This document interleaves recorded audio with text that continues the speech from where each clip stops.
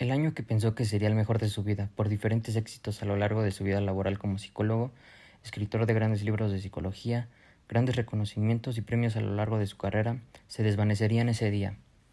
Él había atendido a lo largo de su carrera como psicólogo a mucha gente, pero en especial trató con personas que tenían trastornos mentales muy avanzados, psicópatas, esquizofrénicos, etc.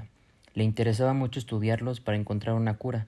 Sus colegas Marx y Hegel lo ayudaban mucho con distintos estudios y estaban estudiando a un paciente con antecedentes muy fuertes, como lo había sido su tentativa de asesinato, pero no estaba en la cárcel porque no estaba bien de sus facultades mentales.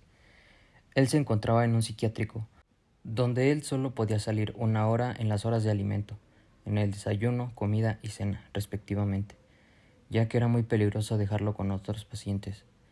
Estos estudios consistían en encontrar una cura para que funcionara su sentimiento de empatía y culpa. Él no tenía estos rasgos y por eso lo hacía no tener límites, era un psicópata. Dichos estudios revelaron que el problema era una función del cerebro al no crear una sinapsis correcta en una parte de los neurotransmisores. Una posible teoría de la cura era la operación del cerebro para la reconexión de dichos neurotransmisores, una operación sumamente difícil. Sus colegas, Marx y Hegel, al ver la dificultad de la operación y que posiblemente no funcionaría, empezaron a dudar de la funcionalidad de dicha operación, porque si fallaba en la operación era ir a prisión por experimentación con humanos. John se sentía confiado con respecto al procedimiento. Él confiaba con plenitud en sus estudios e inteligencia. Por otro lado, si lograba con éxito la operación, se volvería un prospecto de premio Nobel, y por ende muchos millones a su cuenta, por ser los que encontraron la cura. Semanas después se llevaría a cabo la operación con el paciente. Hegel y Marx desconfiaron totalmente de su posible éxito. Le dijeron que fracasaría y le dieron la espalda. John, confiado de que saldría con éxito, se propuso realizar la operación. La operación duró alrededor de 10 horas, las cuales tuvo ayuda de médicos que tenían a cargo John. Una operación de muchas cosas en juego. En la recuperación del paciente, que eran alrededor de 1 a 2 semanas, John se dispuso a tener terapias con él y registrarlas con video y anotaciones. El primer día de terapia, con él dio signos de haber respuesta de empatía hacia su madre, pero no era suficiente para dar por hecho que había funcionado la operación. Sin embargo, eran buenas señales de que probablemente sí funcionó. Cada una de las terapias daba mejores resultados. Por otro lado, Hegel y Marx continuaron con investigaciones sin éxito y sin ningún indicio de mejora en ninguno de sus pacientes. Así que tuvieron la curiosidad de buscar a John para ver cómo le había ido. Al encontrarlo en el psiquiátrico en donde él estaba llevando a cabo todo esto, se encontraron con John un poco soberbio. En su tono dijo: «Se los dije, la operación está funcionando, pero ustedes desconfiaron de mí». Marx y Hegel se quedaron sumamente sorprendidos con lo que estaban escuchando. No podían creerlo. Se sintieron bastante frustrados, como si hubieran perdido una apuesta millonaria, pero en realidad eso era una apuesta que John había ganado. Hegel y Marx se sentían celosos del resultado de él, a tal punto que planearon sabotearlo. Pero ¿cómo lo podían hacer? Pensaron en eliminar las pruebas como los videos, las notas del progreso del paciente, pero el paciente quedaba ahí como evidencia. Entonces, pensaron que tenían que eliminar toda prueba, para que no pudiera comprobar su procedimiento con el paciente. Comenzaron a vigilar de cerca a John, viendo sus horarios, la hora en que salía del psiquiátrico, a qué hora llegaba a su casa, a qué hora comía. Se reunía con otras personas, aparte de su familia en casa, y los fines de semana con amigos de la infancia en una barbacoa.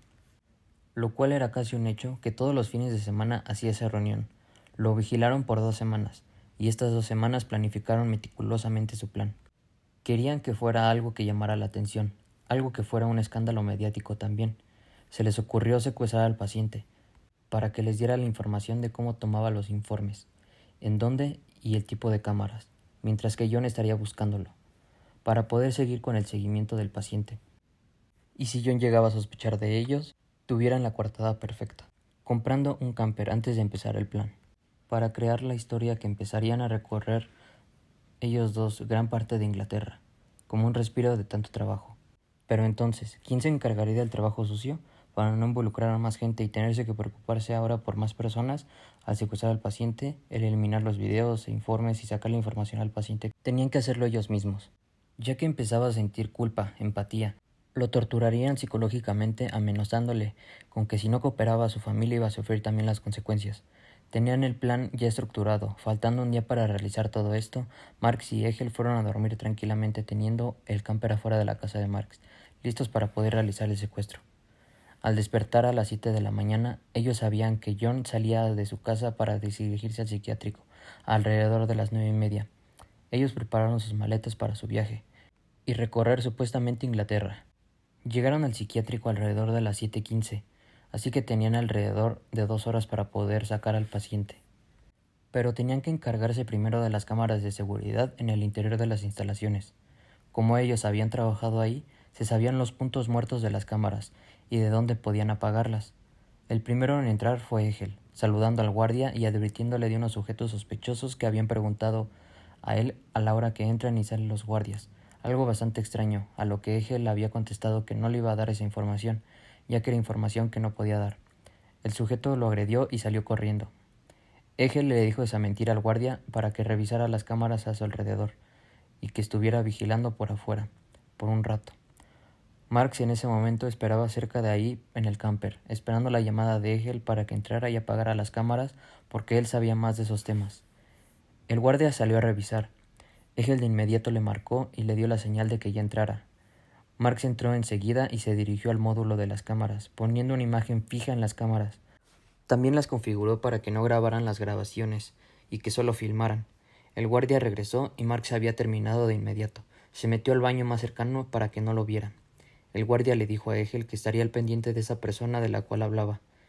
Él le dio los rasgos obviamente falsos y predeterminados que asemejaban a las características de un delincuente famoso en Inglaterra, por robo y por vandalismo, que había escapado recientemente. Después de dar estos datos, Egel se dirigió hacia donde se encontraba el paciente de John. Empezó a entablar una conversación con el paciente en recuperación. Egel llevaba un maletín donde llevaba cloroformo, un pañuelo y una navaja de mariposa. Egel, confiado de que el paciente no era más un psicópata porque la operación había sido un éxito, entró a la habitación mientras que Marx buscaba la forma de llegar ahí, cuando el guardia se distrajera. A esas alturas ya eran las 8:20. Les quedaban cerca de 50 minutos para salir con tiempo antes de que John llegara. Egel, dentro de la habitación, le dijo que su terapeuta John no vendría por un tiempo a verlo, y que él estaba cubriéndolo mientras tanto. El paciente, llamado Harry, se sintió en confianza y comenzaron a hablar.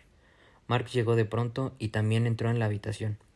Marx, nervioso, se desesperó y empezó a llenar el pañuelo de cloroformo que tenía Egel en su maletín, sin que se diera cuenta, mientras que la terapia de Egel y él continuaban.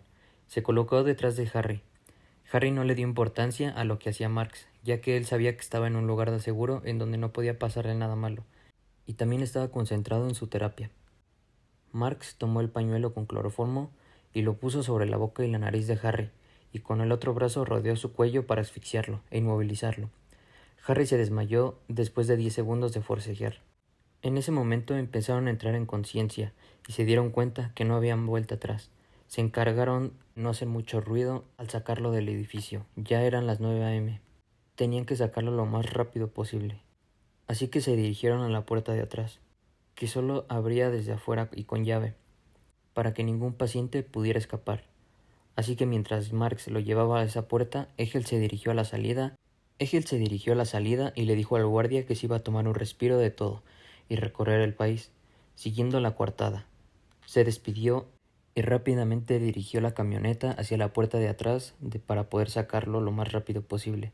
Egel tenía la llave y abrió la puerta, sacaron a Harry, lo subieron a la camper y ahora tenían que encargarse de los documentos e información que tenía John.